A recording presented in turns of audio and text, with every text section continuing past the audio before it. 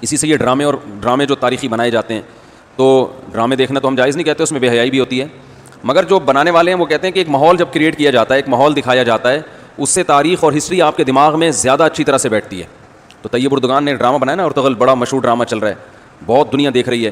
میں ڈراموں کو جائز نہیں کہتا، لیکن جو لوگ فلمیں دیکھ رہے ہیں، پہلے سے بے حیائی کے کاموں میں پڑے ہوئے ہیں اور غلط چیزیں دیکھ رہے ہیں، تو ہم ان کو کم از کم یہ مشورہ دیتے ہیں کہ یار انڈین فلمیں دیکھنے سے بہتر ہے یا جو آج کل وہ ڈرامے جو ہمارے فیملی سسٹم کو تباہ و برباد کر رہے ہیں، جب تم نے دیکھنا ہی ہے تو کم از کم ایک کم درجے پر آ جاؤ نا، اس کو دیکھ لو.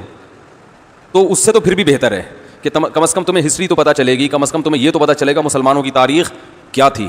اور ایسے صرف دعاؤں سے کام نہیں بنا، انہوں نے بڑی بڑی قربانیاں دی ہیں. سلطان محمد فاتح نے بہت بڑی قربانی دے کے قسطنطینیہ فتح کیا تھا، دنیا کی سب سے بڑی توپ بنائی تھی اس نے.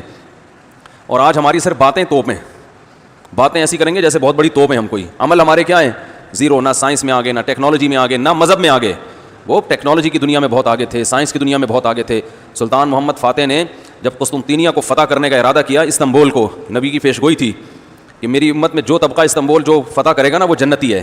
تو صحابہ کے دور سے کوششیں ہو رہی تھیں، اور استنبول میں 1000 سال سے خلافت قائم تھی عیسائیوں کی، اور اسے کوئی فتح کر نہیں سکتا تھا. ابو ایوب انصاری رضی اللہ تعالیٰ عنہ گئے، وہ نہیں فتح کر سکے، ان کی قبر وہیں بنی. بڑے حملے ہوتے رہے، اتنی چوڑی دیوار میں نے خود دیکھی، اس کی میں نے ویڈیو بھی بنائی تھی. اور اتنی لمبی دیوار شہر کے گرد کہ اس کو ناممکن اسباب کی دنیا میں، ایئر اٹیک تو ہوتے نہیں تھے نا اس زمانے میں، جانا تو پیدل فوج نہیں تھا، جائے گی کہاں سے بھائی، چڑھے گی کیسے اس پہ؟ سیڑھیاں لگا کے جو چڑھتے تو اوپر انہوں نے گرم تیل گرم ہوتا تھا، اس کے دیگ رکھے ہوئے ہوتے تھے، تو وہ دیگ الٹتے تھے تیل ڈال کے. کوئی چڑھ نہیں سکتا تھا، بہت زبردست ڈیفینس تھا، کوئی میلی آنکھ اٹھا کے دیکھ نہیں سکتا تھا. اور جتنی لڑائیاں ہوئی سب ناکام ہوئی تھیں.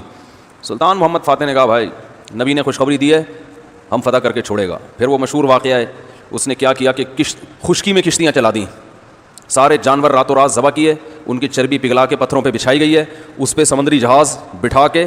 وہاں میں جب ترکی میں گیا ہوں تو اب دیکھو یہ چیز کتابوں میں بھی بتائی جا سکتی تھی نا، لیکن وہاں طیب اردگان نے کیا کیا ہے، میوزیم بنائے ہیں، ان میں یہ پورا منظر دکھایا جاتا ہے.